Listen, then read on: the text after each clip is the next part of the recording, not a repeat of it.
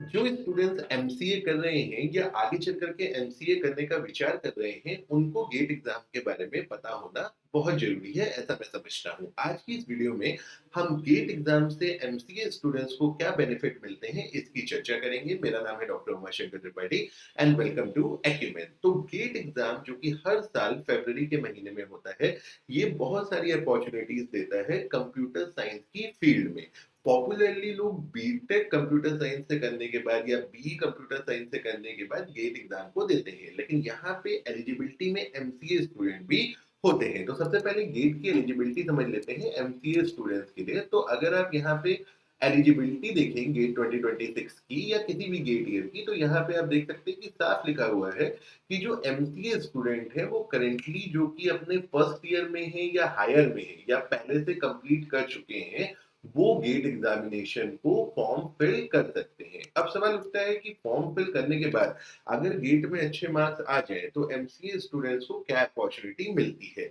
और जो students BCA कर रहे हैं और आगे चल करके एमसीए करने का विचार रखते हैं या बीएससी इन कंप्यूटर साइंस कर रहे हैं, आगे चल करके एमसीए करने का विचार रखते हैं या एमएससी कंप्यूटर साइंस करने का विचार रखते हैं, वो भी गेट में अप्लाई कर सकते हैं। देखिए, गेट का अप्लाई करने के लिए जो न्यू एजुकेशन पॉलिसी है उसके अकॉर्डिंग आपका कोई भी कोर्स जो इक्विवेलेंट टू बीटेक है या उससे अबव है, आप गेट के लिए अप्लाई कर सकते हैं। तो अगर गेट एग्जामिनेशन में आपके अच्छे रैंक आते हैं तो क्या अपॉर्चुनिटीज मिल सकती है। तो सबसे पहली अपॉर्चुनिटी आपको मिलती है एमटेक या पीएचडी करने की। तो आप अपनी स्क्रीन पे यहाँ पे देख पा रहे हैं आईआईटी मद्रास, जो आप जानते हैं बहुत ही रेपुटेटेड एंड प्रीमियर इंस्टीट्यूट है। तो अगर यहाँ पे आपको एमएस या डायरेक्ट पीएचडी में एडमिशन लेना हो तो इसकी एलिजिबिलिटी भी आप यहाँ पे देख सकते हैं कि एलिजिबिलिटी क्राइटेरिया पे अगर आप यहाँ पे क्लिक करें तो ये एलिजिबिलिटी आपको देखने को मिलती है। मतलब आप यहाँ पे देखिए साफ लिखा हुआ है एमसीए एमएससी एमएस इन computer science computer application data science mathematics statics और रिलेटेड एरिया। तो अगर आपने गेट एग्जामिनेशन में अच्छा स्कोर किया तो एमसीए करने के बाद आपको एमटेक एमएस और पीएचडी करने की अपॉर्चुनिटी मिलती है। अब कई लोग ये सोचते हैं कि हम मास्टर्स की एक डिग्री तो ऑलरेडी कर रहे हैं, अब हम एमटेक क्यों करें। तो ये बात पूरी तरीके से गलत नहीं है, प्रोवाइडेड आप एमसीए बहुत अच्छी जगह से कर रहे हो। अगर आप एमसीए बहुत अच्छी जगह से नहीं कर रहे हो जिसकी वजह से आपको बहुत अच्छी अपॉर्चुनिटी आगे मिलते हुए नहीं दिख रही है, तो कोई बुराई नहीं है एमटेक और पीएचडी के बारे में सोचने में और एमटेक और पीएचडी करने में। इसको आप दूसरे हिसाब किताब से भी समझ सकते हैं कि कोई स्टूडेंट अगर बीटेक करता है तो वो 4 साल इन्वेस्ट करता है, और अगर कोई इस रूट पे जाता है जो ट्रेडिशनली 3+2 इयर्स का हमारा रहता है, और जो न्यू एजुकेशन पॉलिसी है उसके अकॉर्डिंग एमसीए भी अभी 2 साल का कुछ जगह पे हो चुका है, कुछ जगह पे आगे भविष्य में होने की संभावना है। तो 3+2, तो एक ही डिफरेंस ये आता है कि आपने 5 साल पढ़ने के बाद एमटेक करना है या पीएचडी करनी है। बट अगर आप एमसीए ऐसी जगह से कर रहे हो जहां आपको प्लेसमेंट के प्रोस्पेक्टिव ठीक नहीं दिख रहे हैं, तो ये एक अच्छी अपॉर्चुनिटी होती है जो आप ग्रैब कर सकते हो। तो एमसीए से गेट करने के बाद, एमसीए प्लस गेट करने के बाद इक्वल अपॉर्चुनिटी आपको मिलती है जो किसी बीटेक स्टूडेंट को मिलेगी कंप्यूटर साइंस या अलाइड ब्रांचेस में बीटेक करने के बाद, वही एमसीए को अपॉर्चुनिटी मिलेगी।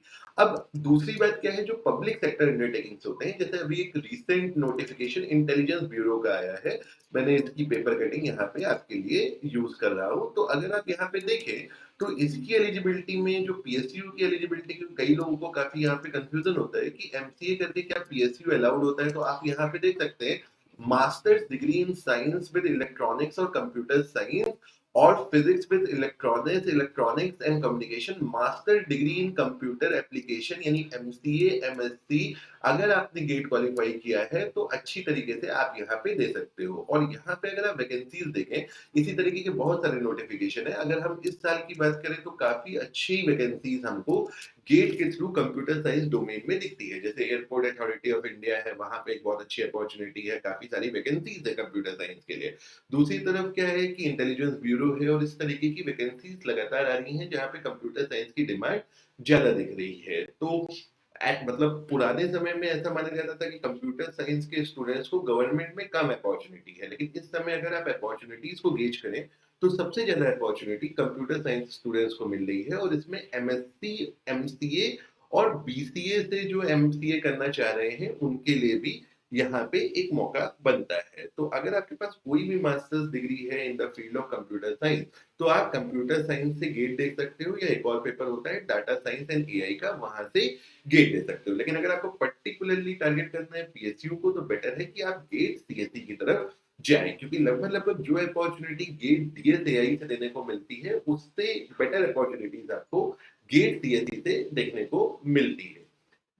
क्यों आपको ये तैयारी करनी चाहिए? जब आप एमसीए फर्स्ट ईयर में एडमिशन लोगे, या सेकंड फर्स्ट ईयर या उसके हायर में, आप गेट के लिए अप्लाई कर सकते हो। गेट का स्कोर 3 साल के लिए वैलिड होता है, और गेट में जो सब्जेक्ट आते हैं, ये वही सब्जेक्ट्स होते हैं जो आप एमसीए बीसीए में पढ़ते हो, या एमएससी कंप्यूटर साइंस में पढ़ते हो, जैसे कि data structures and algorithm, computer network, DBMS. तो वही सारे सब्जेक्ट हैं जो आप अभी पढ़ रहे हैं। थोड़ा सा बेटर पढ़ करके आपको गेट के थ्रू अच्छी अपॉर्चुनिटीज मिल सकती है। तो at the end what I would say कि जो भी एमएससी कंप्यूटर साइंस या एमसीए स्टूडेंट्स हैं, उनको गेट एग्जामिनेशन जरूर देना चाहिए। अगर आपको वीडियो ठीक लगी हो तो सब्सक्राइब कर दीजिएगा चैनल को, और अगर आप हमारे कोर्सेज एक्सप्लोर करना चाहते हैं तो डिस्क्रिप्शन में लिंक है, आप उस पर भर सकते हैं। हमारी टीम आप तक रीच आउट कर लेगी। So with this, thank you very much and have a good day.